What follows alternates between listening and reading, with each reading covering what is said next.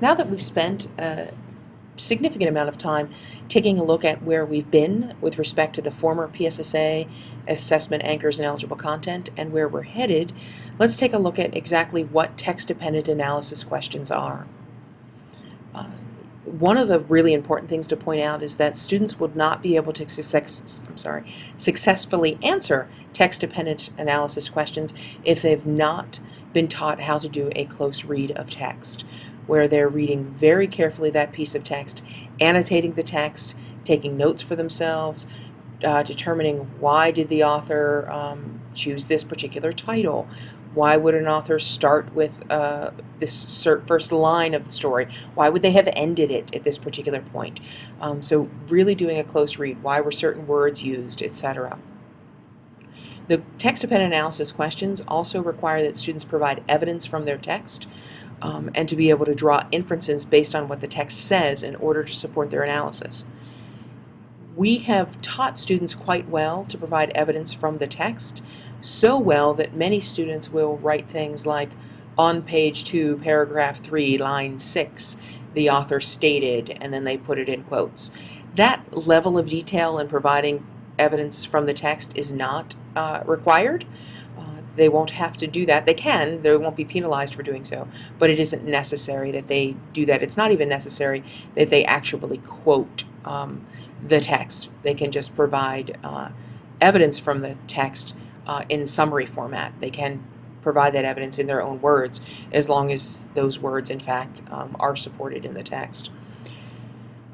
The other thing to note is that it's really very different from reading comprehension questions. Reading comprehension questions ask students ask questions that determine whether or not students have the gist or the general idea, the main concept of the text. It does not go as deep as asking students to analyze the text, and that is a significant difference. Another important point with respect to text-dependent analysis questions is that they do not rely on any background knowledge from an individual student perspective. Students will not have to have experienced anything in their own lives to successfully answer the question.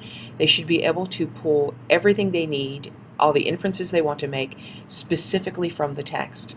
There is no need to make a personal connection. It is okay if, when you're writing these questions, you ask students to give you a general check for understanding or ask students to give you the gist, but it also must require an analysis or an evaluation, or it will not be a TDA. Text-dependent analysis questions really do emphasize the use of explicit and implicit information from the text to support reasoning and analysis. An analysis is defined as detailed examination of the elements or structure of something, typically as a basis for discussion or interpretation. These questions also ask students to focus on maybe a word or a few words and why those words were used, maybe how those words impact the tone or mood of the story or convey a particular message.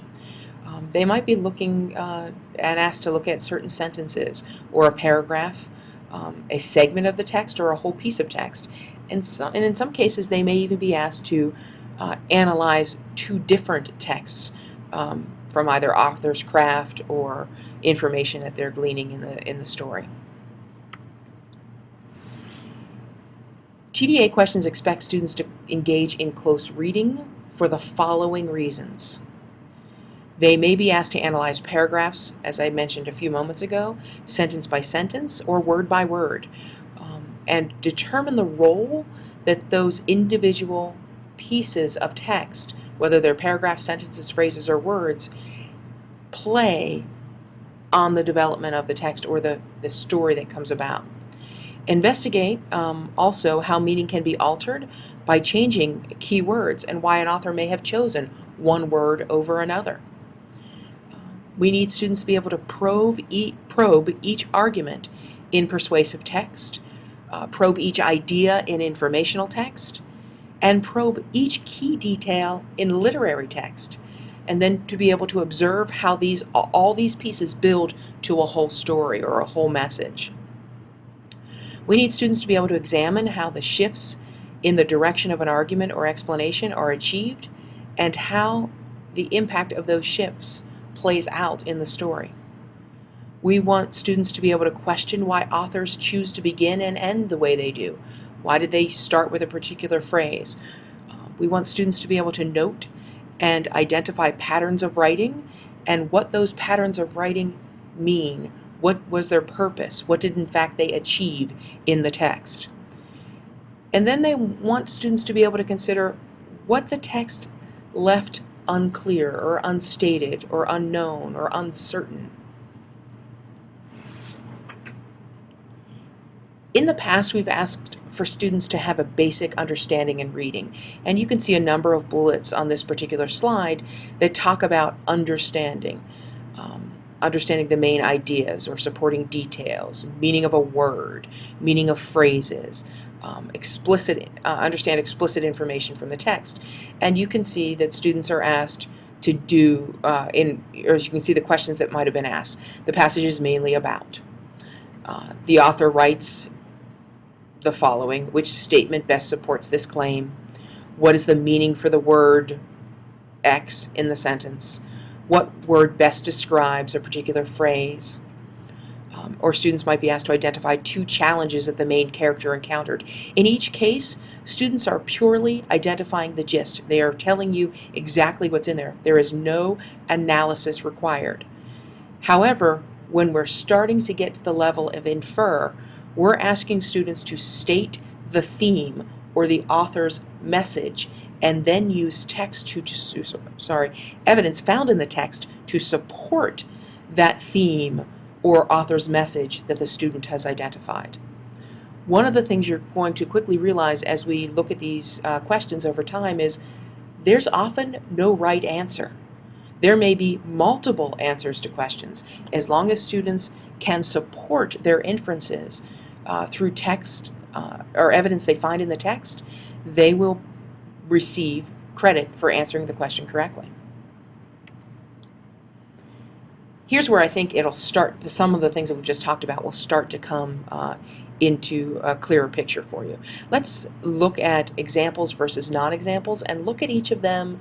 We're going to go across, look at one non-example, and then we're going to look at an actual example and talk a bit about what you notice there. So in the first non-text dependent analysis question example, in the text there was a curious bird who says to tortoise, "And you showed yourself too. Describe a time when you showed yourself that you could do something." Well, notice in this particular question, honestly, students would not have even had to have read the text to be able to answer this question. They simply need to be able to tell a story about something in their own life when they proved to themselves that they were able to do something. There's no analysis there. There's probably not even much text comprehension. Some students would be able to answer this question without even having read the text. So let's look at an actual example of a TDA question. The text begins with, "There once was a curious bird who wondered, what can a small bird be?" Write an essay that analyzes why the authors chose to begin the text with this question. Use evidence from the text to support your response. So right away you can see 2 things that are different from the previous question. One is, it's asking for an analysis. So there is no question that students will have to have read the text. They need to be able to read the text to determine why they believe the author chose to begin the text. What can a small bird be? Begin the text with the question, what can a small bird be? They also do not need to have any background knowledge or any personal experience that they're going to reference here, unlike the previous question. Okay? So always, when you're looking at these questions, you always want to ask yourself, what are we asking students to analyze? Do they have to analyze here? All right, let's take a look at the next non-example. Amelia Earhart has been depicted as a daring, courageous person. Identify at least 3 events that demonstrate these traits. Then write a summary of Amelia Earhart's life. Okay, so I need to summarize what was written there, and I need to identify at least 3 events that demonstrate traits that she's daring and courageous. So in this particular instance, I can list an answer. I can bullet 3 events that prove she's daring and courageous, and then I can write a brief summary of her life. There is no analysis there. I am restating what was already written there, and I am choosing 3 pieces of a text that in fact support she's daring and courageous. I didn't have to do any analysis. Let's take a look at the text-dependent analysis question. The authors of each of the 2 texts about Amelia Earhart have stated that she was a daring, courageous person. Consider the argument each author made to demonstrate her bravery. Write an essay that analyzes the strengths of the arguments using textual evidence to support your ideas.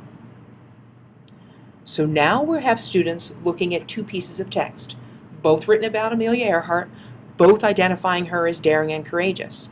What we're asking students to do here is determine which author has a stronger argument, or identify the strength. They don't even determine which one's stronger, but they have to analyze the strengths of those arguments. Perhaps one author has stronger statements than another. Their writing is more persuasive in the fact that Amelia Earhart was daring and courageous. Students have to write an essay that analyzes those strengths. Let's take a look at the 3rd non-example. In Casey at the Bat, Casey strikes out. Compare yourself to Casey by describing a time when you failed at something. The author of in that particular case, in Casey at the Bat, compare yourself to Casey by describing a time when you failed at something. Again, you don't even have to have read the text to answer that question. But let's look at an actual example of a text-dependent analysis question. The author of Casey at the Bat uses humor to describe Casey's experiences. Write an essay analyzing the author's techniques. Be sure to use textual evidence to support your answer. So in this case, we're asking students to analyze the author's techniques. The author used humor. There are many folks who read that Casey at the Bat and would say that the author failed miserably because they don't see any humor in the story. Other people find it humorous. So just being able to identify or summarize a story is not good enough. Students will have to do an actual analysis. And notice in each of these questions, we're asking students to write an essay. That's exactly what they'll be asked to do. On the PSSA test, every one of the text-dependent analysis questions, they're going to be asked to write an essay. So that's our first glimpse at text-dependent analysis questions and what they really are. We're going to ask you to do some digging in the activities that you're going to go through next. We just wanted to give you a bit of background before you did that.